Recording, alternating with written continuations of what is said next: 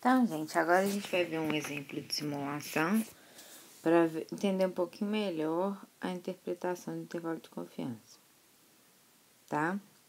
Vocês vão ver um pouquinho mais à frente no curso o que significa, assim, eu simular, mas basicamente significa assim, eu tenho uma X que eu tenho certeza que ela vem de uma distribuição normal, com média 5 e variância sigma e desvio padrão igual a 3. Eu tenho certeza disso, porque fui eu que gerei. Eu determinei isso. Então, eu vou ver o que acontece com o meu intervalo de confiança. Quando a x tem mi igual a 5 e sigma igual a 3, tá? Então, eu quero estimar mi e eu vou e gero 20 amostras de x com tamanho 25. Então, eu vou ter amostras de tamanho 25, tá? Eu vou coletar uma amostra de tamanho 25 desse x aqui, que eu sei. Isso aqui é a verdade, vamos supor que eu sei a verdade. E aí, eu pego 20 vezes amostras desse tipo. E aí, para cada uma dessas amostras, eu vou e calculo o intervalo de confiança da forma que a gente fez anteriormente, que eu mostrei anteriormente, tá? O intervalo de confiança é de 95%, então eu espero que 5% desses 20 não cubram o verdadeiro valor de mi, que eu sei que é 5. Então, um só desses 20 intervalos eu espero que estejam fora aqui, que não cubram o valor de mi. Aí, quando a gente gera, a gente obtém isso aqui, olha só que interessante. Aqui é o verdadeiro valor de mi, 5. Isso aqui eu fiz num programa estatístico R, que vocês vão aprender aí ao longo do curso. Então, aqui é o mi igual a 5, tá? E aí, eu gerei a primeira amostra de 20, eu obtive esse intervalo. Aí, eu gerei a segunda amostra de 25, obtive esse intervalo. Aí, a segunda, terceira, a quarta, fiz 20 vezes. Aí, vocês podem ver que todos aqui, o intervalo cobre o valor de mi, só esse aqui que não. Que era o que eu esperava. Dos 20 intervalos, só um ou só 5% não contém o verdadeiro valor de mi. Então, essa aqui é a interpretação. Se eu gerasse várias amostras, eu esperaria que 5% delas apenas não conteria o valor de mi. Então, a única chance de eu estar errando quando eu falo que o intervalo de confiança é aquele é se eu cair nesse caso aqui. Tem que ser muito azarado, né? É só 5% de chance. Então, vamos ver uma coisa importante aqui, que é a troca que eu tenho entre confiança e precisão, tá? Vamos supor, se eu te falo assim, olha, eu não quero mais agora um nível de 95% de confiança, eu quero um nível de 99% de confiança. Então, eu quero aumentar a minha confiança. Então, o que vai acontecer com a precisão, tá? Eu tenho que aumentar o meu intervalo, tá? Porque, vamos supor, se eu te falo assim, o meu intervalo é de menos infinito até mais infinito, ele tem 100% de confiança, né? Porque com certeza qualquer mi tá lá dentro, certo? Agora, se eu te falo um intervalo muito pequenininho, né? Por exemplo, mi tá entre 51 e 52. Tem muita probabilidade do mi não estar lá dentro, então eu tenho uma baixa confiança. Então, se eu quero uma confiança alta, eu tenho que fazer um intervalo grande, porque aí vai ter alta probabilidade do mi estar lá dentro. Agora, se eu quero ter um intervalo pequeno, muito preciso, né? Porque o intervalo grande de menos infinito a mais infinito, ele não tem precisão nenhuma. Agora, se eu quero um intervalo muito preciso, pequeno, assim, né? Por exemplo, lá nas eleições, eu quero uma margem de erro de 2 pontos percentuais. Eu não quero uma margem de erro de 10. Eu teria uma confiança muito maior se eu falar assim, não, a popularidade do Márcio Lacerda está entre 30% e 70%. Com alta probabilidade tá mesmo. Mas eu não quero que esse intervalo tá me falando nada. Falar a popularidade dele tá entre 30% e 70%. Não tá me falando nada, né? Eu quero um intervalo menor, mais preciso. Então, eu faço um intervalo, por exemplo, de 48% a 52%, que é um intervalo muito mais preciso, tá? Então, se eu quero aumentar a confiança do intervalo, eu tenho que aumentar o comprimento dele. Por exemplo, quando a gente faz o intervalo de 95%, a gente faz mais ou menos 1,96 V sigma sobre raiz de n. Então, meu intervalo ele tem um comprimento de 2 vezes 1,96 V sigma sobre raiz de n. Agora, se eu passo para 99% de confiança, eu vou fazer mais ou menos 2,58 vezes sigma sobre raiz de n. Então, meu intervalo ele vai passar a ter esse comprimento aqui. Então, ele fica bem maior, né? Aqui eu tinha 1,96, aqui eu tenho 2,58. Quando eu aumentei a confiança, eu aumentei o comprimento do meu intervalo. E o comprimento do meu intervalo, como eu falei, ele mede a precisão. Se eu te dou um intervalo com uma amplitude muito grande, né, de 30% a 70%, eu não tenho precisão nenhuma, tá? Então, se eu quero ter muita confiança, eu tenho que ter um intervalo menos preciso. Se eu quero ter quase 100% de confiança, eu tenho que fazer um intervalo de 10% a 90%. Mas, esse intervalo ele é pouco informativo. Então, a precisão ela é inversamente relacionada com o nível de confiança. Se eu quiser muita confiança, eu vou ter um intervalo grande, eu vou ter pouca precisão. Agora, se eu quiser muita precisão, eu vou ter um intervalo pequeno, mas eu vou ter menos confiança. Então, tem que ver, balancear aí o que é mais importante. Então, vamos ver aqui como que eu faço para escolher o tamanho de amostra usando intervalo de confiança. Então, a gente já viu que quando eu estimo o Mi usando o x-barra, a média amostral, eu cometo um erro. E esse erro, ele vai ser dado o quê? Pela diferença, o módulo da diferença, né? Vocês já devem ter visto aí, cálculo 1. O módulo da diferença, porque eu não quero... Tanto faz, pode ser maior ou menor, valor positivo ou negativo. O módulo da diferença tem que ser menor do que a margem de erro. Por quê? Vamos ver aqui na figura. Olha só essa figura aqui. Aqui eu tenho x-barra. Então, vamos ver essa figura aqui. Aqui eu tenho x-barra. E aqui eu tenho Mi. Então, eu estimo o Mi pelo x-barra, né? Só que como que eu faço meu intervalo de confiança? Eu faço x-barra mais Z alfa sobre 2, sigma sobre raiz de n. E x-barra menos Z alfa sobre 2, sigma sobre raiz de n. Então, esse aqui é meu limite inferior, esse aqui é meu limite superior, né? Então, eu espero que o Mi vai estar aqui dentro. Então, no meu intervalo de confiança, essa aqui é a distância entre o x-barra e o Mi.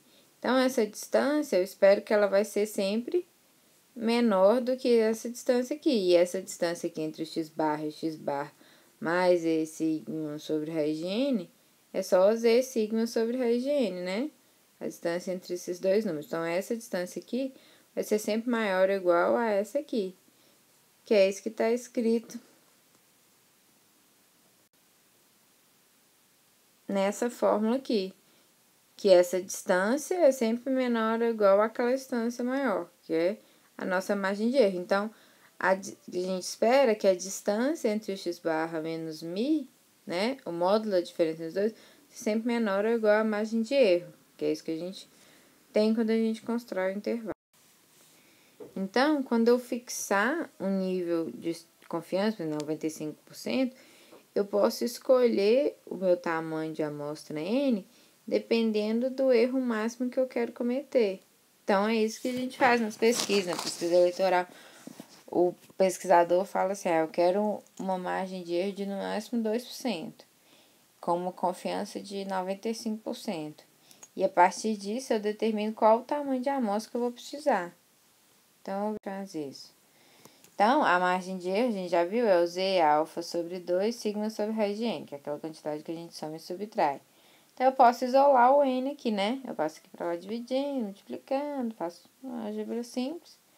Então, eu vou ter que o n vai ser Z alfa sobre 2 vezes sigma sobre a margem de erro que eu quero cometer. Então, se eu quero cometer no máximo 2 pontos percentuais, eu vou jogar aqui. Se eu quero cometer no máximo 2, aqui o Z alfa eu acho na tabela e o sigma é conhecido. Então, vamos ver um exemplo. Vamos supor que eu estou lá no exemplo que eu estou medindo a energia dos corpos de prova, tá? Aí quero construir um intervalo de 95% de confiança para minha média mi. E eu falo assim, olha, eu quero que esse intervalo ele tenha um comprimento máximo de 1 joule. Então, o comprimento total dele tem que ser 1 joule. Então, minha margem de erro é meio joule, né? Porque eu somo meio para baixo e meio para cima. Então, a minha margem de erro, eu quero errar no máximo em meio joule, entre o valor real e o valor predido. E o valor x barra lá que eu vou usar. Então, minha margem de erro máxima é meio. Meu sigma é conhecido é 1. Como eu tô com 95% de confiança, a gente já viu que se alfa sobre 2 é 1,96.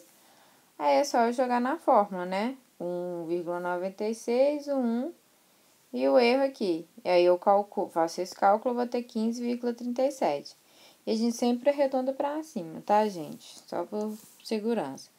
Então, o tamanho de amostra mínima que eu vou precisar é 16, ou seja, se eu te falo assim, eu quero uma margem de erro de no máximo 2,5 joule, eu quero errar por no máximo joule. Com 95% de confiança, eu preciso de uma amostra de tamanho 16 para ter isso, certo? Então, isso aqui é só um cálculo simples de tamanho de amostra, quando vocês fizerem o curso de métodos, técnicas de amostragem, vocês vão ver outros tipos, mas isso aqui é só uma coisa bem simples. Existe também o que eles chamam de limite unilaterais de confiança, mas isso aqui não é muito usado, não. É só eu falar que um dos limites é menos infinito, aí ao invés do meu limite ser mi entre um valor ou mi entre dois valores, vai ser mi menor ou igual ao limite superior, que é x barra mais é alfa sobre sigma sobre raiz de n. Aqui é alfa, não é alfa sobre 2 mais, porque eu tenho um lado só. Eu não preciso cortar dos dois lados, né? E o meu limite inferior vai ser... ou então eu posso ter só o limite inferior, que vai ser mi só maior ou igual a uma quantidade. Mas eu nunca vejo ninguém usando esses limites unilaterais, não. Em geral, os intervalos de confiança, eles são bilaterais. Vai ter mi menor ou igual a uma quantidade e maior ou igual a outra. Então, vamos para um caso agora em que eu tenho intervalo de confiança para a média ainda, só que agora vamos supor que eu tenho uma amostra muito grande. Então, eu posso relaxar várias das hipóteses que eu fiz. Eu não preciso mais de conhecer a variância, eu não preciso mais ter uma distribuição normal. Então, mesmo se eu não tiver uma distribuição normal, mesmo se eu não conhecer a variância, eu ainda vou poder fazer intervalo de confiança. Então, vamos supor que eu tenho uma amostra de tamanho grande. Grande aqui a gente considera pelo menos 40 ou pelo menos 30. Aí é uma coisa, sim, não tem uma regra, mas em geral acima de 30 a gente considera uma amostra grande. E a gente não vai mais supor que elas têm distribuição normal. Pode ser qualquer distribuição, Poisson, Miau. E nem que eu conheça a variância, não preciso conhecer. Então, agora eu estou numa situação muito mais perto da prática, né? Porque geralmente eu não conheço a variância e na maioria das vezes eu não tenho uma distribuição normal. Então, vamos supor que eu tenho uma amostra, só que eu tenho a restrição de que eu tenho que ter pelo menos 30 dados. Eu tenho uma amostra x1 até xn, pelo menos 30, com uma média mi e uma variância sigma 2. O mi e o sigma 2 são desconhecidos, eu não sei o valor de nenhum dos dois. Tá? Só que mesmo não sabendo a distribuição da população, a gente já viu que, pelo teorema central do limite, o x barra ele vai se aproximar de uma normal padrão. Vocês vão ver a prova disso, mas é porque o x barra ele é uma média de variáveis aleatórias. E uma média de variáveis aleatórias sempre se aproxima de uma normal padrão. E aí, eu preciso de estimar esse sigma, porque eu não sei o valor dele, e eu estimo ele pelo desvio padrão amostral, né? Eu somo cada um dos xi, subtraio x barra, elevo ao quadrado, né? Que você já viu lá em estatística 1. E divido por n menos 1. Então, como que eu faço esse intervalo para a amostra grande? O que eu tenho basicamente? Eu quero estimar a média. A minha estimativa pontual é a média amostral, x barra. Só que eu não sei o valor de sigma 2. Eu preciso estimar primeiro o valor de sigma 2. E vamos supor que meu n é grande. Então, o z, que é normal padronizado, que é o x barra menos mi dividido por, agora, S sobre raiz de N, então a fórmula é igual a outra, só que em vez de eu ter sigma, eu tenho S, porque eu não sei mais o valor de sigma. Eu estimo usando S. Essa quantidade aqui tem uma distribuição normal padrão, né? Porque ela é padronizada. E aí, meu intervalo de confiança é quase igual ao caso anterior. Meu intervalo de 95% de confiança, por exemplo, o menos alfa, com alfa igual a 5%. Ele vai ser o x barra menos a margem de erro, z alfa sobre 2, só que em vez de ser sigma, vai ser o S lá que eu estimei, né? Usando o desvio padrão amostral. E o limite superior vai ser o x bar mais o z alfa sobre 2. E aqui, em vez de ser o sigma, vai ser o S que eu estimei usando o desvio padrão amostral. Então, o cálculo é basicamente o mesmo. O que eu preciso é de um N grande, maior que 30, e de estimar o sigma usando o S, que eu estimo usando o desvio padrão amostral. Então, vamos supor, eu tenho uma amostra de 53 peixes que eles foram coletados de um lago da Flórida, tá? Aí eu vou medir a concentração de mercúrio no tecido muscular desses peixes. Então, a gente já viu como que eu posso olhar, ver se os dados seguem uma distribuição normal ou não. Eu posso fazer o histograma, que aqui não tem nada a ver com o dado normal, porque deveria ser um formato de sino, assim, né? Como a gente já viu. E eu posso fazer o gráfico de probabilidade. A gente já viu que esse gráfico, esses pontos, tinham que estar aqui bem próximos dessa reta. Mas eles não estão. Então, esses meus dados aqui, esses 53 peixes, eles não são normais. Mas mesmo assim, eu posso fazer o intervalo de confiança porque eu tenho mais de 30 peixes na minha amostra. E é isso que a gente vai fazer. A concentração. Então, vamos supor que eu quero um intervalo com 95% de confiança. Eu tenho um N maior que 40, maior que 30. Então, eu não preciso de supor normalidade. Então, quais que são os meus dados? Eu tenho N igual a 53, a média amostral igual a 0,525, o desvio padrão, ele foi calculado igual a 0,3436. Isso aqui vocês já sabem calcular. E o Z alfa sobre 2, quando é 95%, vai ser o Z de 0,025, a gente já viu que é 1,96. Então, é só eu jogar lá na minha fórmula. Eu vou fazer x barra menos a margem de erro, vai ser o 1,96, Z alfa sobre 2, vezes o S, dividido pela raiz de 43. E x bar mais 1,96 vezes o S, dividido pela raiz de 53, desculpa.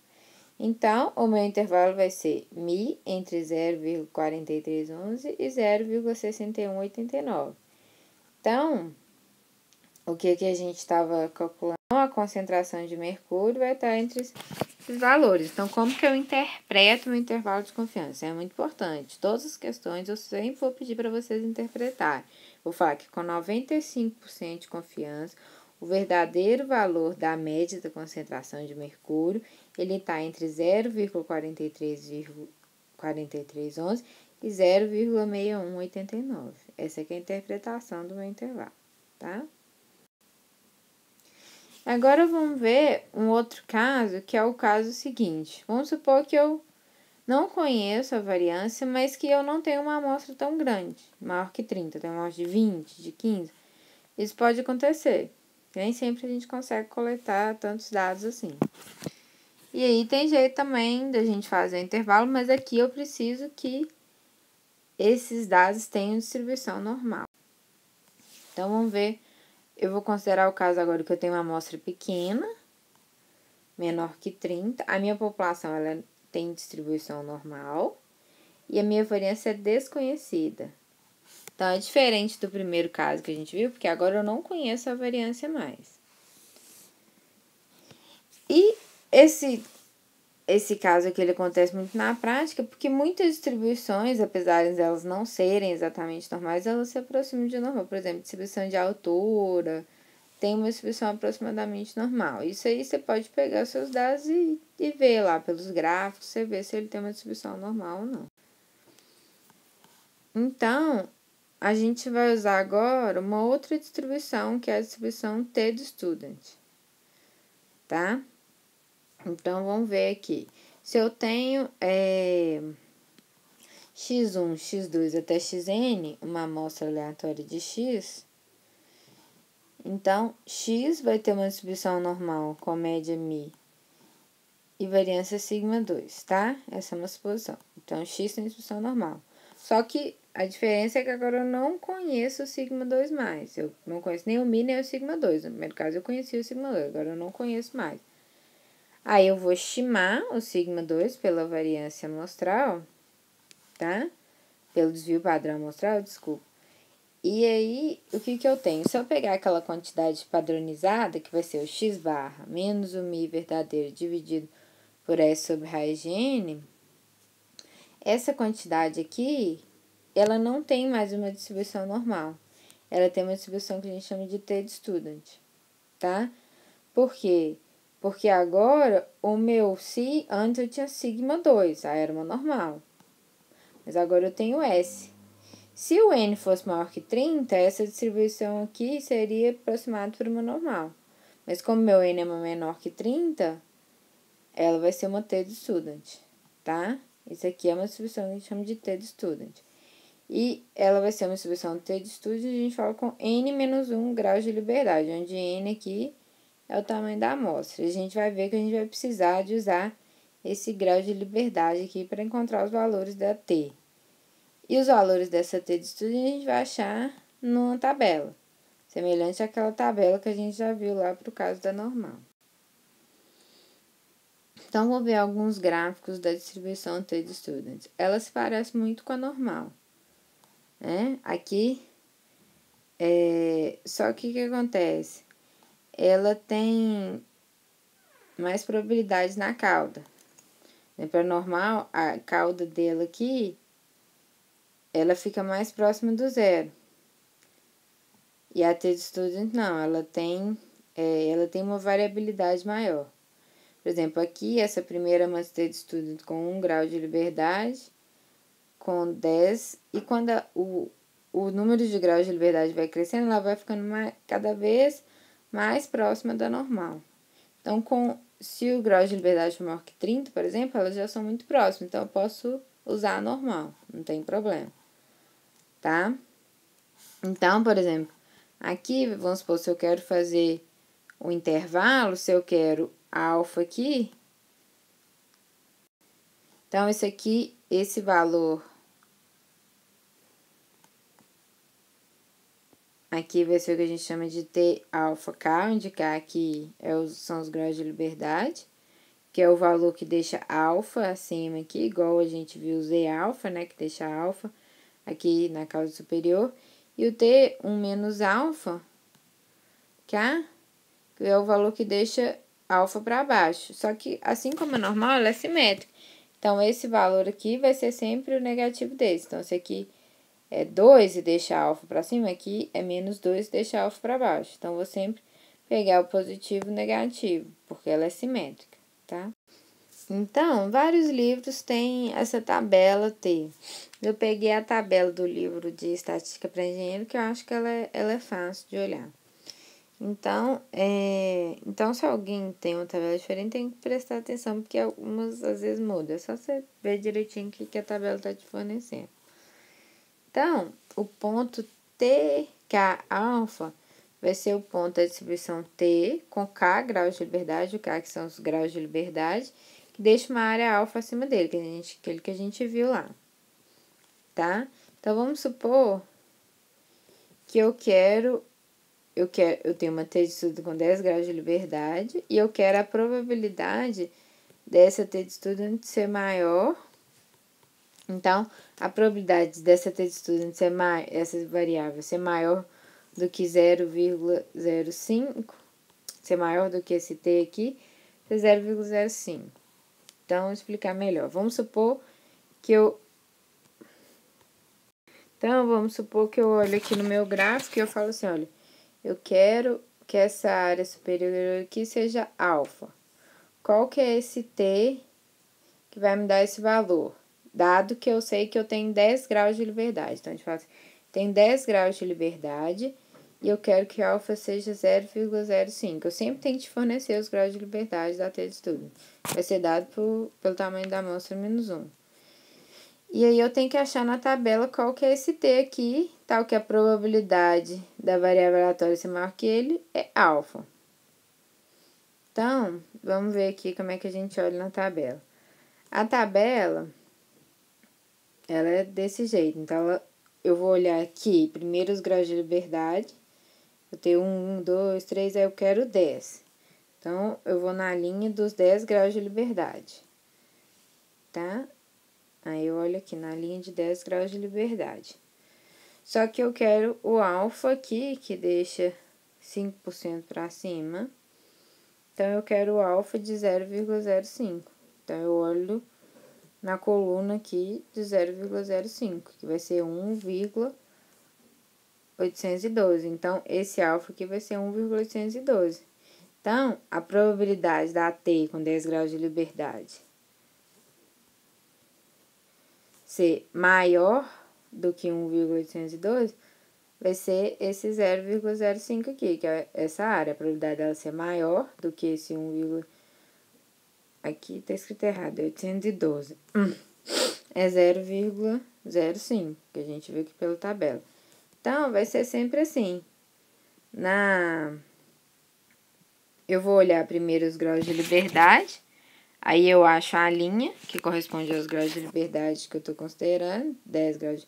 E aí, na coluna, eu acho o alfa que fica ali na casa superior, tá? Vai ver alguns exemplos. Só que a gente já viu o quê? Que a t é simétrica, igual a normal. Então, esse t aqui é igual, esse t é o negativo desse. Então, se esse é 1,82, esse aqui que deixa 0,05 para baixo é o menos 1,82. Então, aqui é 0,05 para cima, aqui é 0,05 para baixo. Esse é 1,812, esse é menos 1,812. E como a gente já falou anteriormente, quando os graus de liberdade eles crescem, essa distribuição ela se aproxima cada vez mais da distribuição normal, tá? Então, vamos ver como que a gente encontra o intervalo de confiança. Vamos supor que eu quero um intervalo de confiança de 100, 1 menos alfa por cento de confiança, tá? A gente já viu que essa quantidade aqui, que eu pego a média, subtrair, a média amostral, subtrair mi dividido por S sobre raiz de N, tem uma distribuição T com N menos 1 graus de liberdade. Então, é igual aquele caso que a gente já viu, né? Eu vou colocar, eu tenho... Então, é isso que eu vou usar aqui. Então, eu tenho que a probabilidade da t tá entre o t alfa sobre 2 e o menos t alfa sobre 2, assim, é o menos alfa, né? Porque fica alfa sobre 2 para cima, alfa sobre 2 para baixo. Somando os dois é dar alfa. Então, a região do centro vai ser 1 menos alfa. Então, eu substituo aqui e isolo o mi, igual a gente fez anteriormente. Então, vamos ver aqui de novo, só para relembrar. Eu vou ter aqui a minha distribuição t e eu quero intervalo com 1 menos alfa por cento de confiança. Então, aqui eu vou ter 1 menos alfa, certo? Então, vai sobrar alfa. Aí, aqui eu vou ter alfa sobre 2 e aqui eu vou ter alfa sobre 2. Então, aqui eu vou ter que achar a t de alfa sobre 2 com n menos 1 grau de liberdade. Aqui vai ser o negativo, menos t com alfa sobre 2 com n menos 1 grau de liberdade. Então, naquele caso lá, por exemplo, que a gente viu, que a gente tinha 10 graus de liberdade e o alfa igual a 5%, então, o alfa sobre 2 ia ser 0, se o alfa fosse 10%, o alfa sobre 2 ia ser 0,05, aqui eu ia ter 1,812, aqui eu tenho menos 1, o meu intervalo de confiança, tá? Que eu tenho que a probabilidade do mi, que é um valor fixo, estar dentro desse intervalo aleatório é 1 menos alfa. Então, a probabilidade desse intervalo aleatório conter o mi é 1 menos alfa. Então, o meu intervalo de confiança vai ser desse jeito. Vou pegar o x barra menos a margem de erro. Então, é bem semelhante ao caso anterior. Só que ao invés de eu ter sigma 2, eu vou ter S, que é o valor que eu estimei. E ao invés de eu ter alfa sobre 2, eu vou ter o T alfa sobre 2 agora, só que agora com N menos 1 grau de liberdade. E aqui é a mesma coisa, eu vou ter o x barra mais a margem de erro. E ao invés de eu ter sigma, eu vou ter S. E aqui eu vou ter T alfa sobre 2 com N menos 1 grau de liberdade. Então, resumidamente, o que a gente tem quando eu quero fazer um intervalo para a média com a variância é desconhecida? Então, se eu tenho uma amostra x1 até xn, que vem de uma população normal, com uma média μ, uma variância sigma 2, e eu não tenho uma amostra muito grande, meu n não é maior que 30, vamos supor que os valores μ e sigma 2 não são conhecidos, eu não sei qual que é o valor deles. E aí, x barra e S, vamos supor que são a média e desvio padrão observados para essa amostra. Então, meu intervalo de confiança vai ser o quê? O x barra menos a margem de erro, que vai ser o T alfa sobre 2 N menos 1, vezes décima sobre sigma regene, e o x barra mais a margem de erro. Então, é bem parecido com o caso anterior, só que agora eu vou ter o T e o S no lugar do Z e do sigma. E o T alfa sobre 2 vai ser aquele T lá que a gente viu, que deixa alfa sobre 2 na cauda de cima. E o de baixo vai ser o menos T alfa. Então, vamos ver um exemplo. Eu tenho 22 corpos de prova, então não tenho uma amostra muito grande, tá?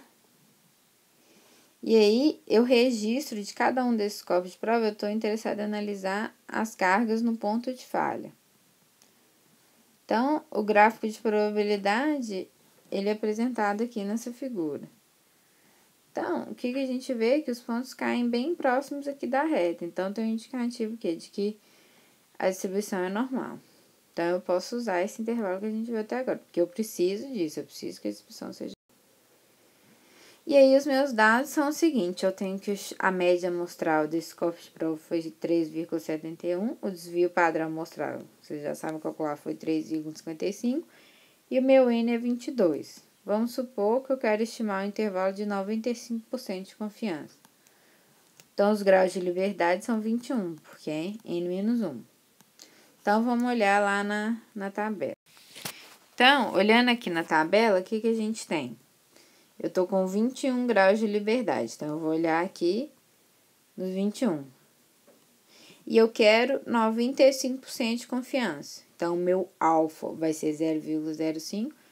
Só que eu quero que deixe alfa sobre 2 para cima. Então, eu quero que deixe 0,025%, 0,025 para cima, porque eu quero 95 no meio, 0,025 acima e 0,025 abaixo.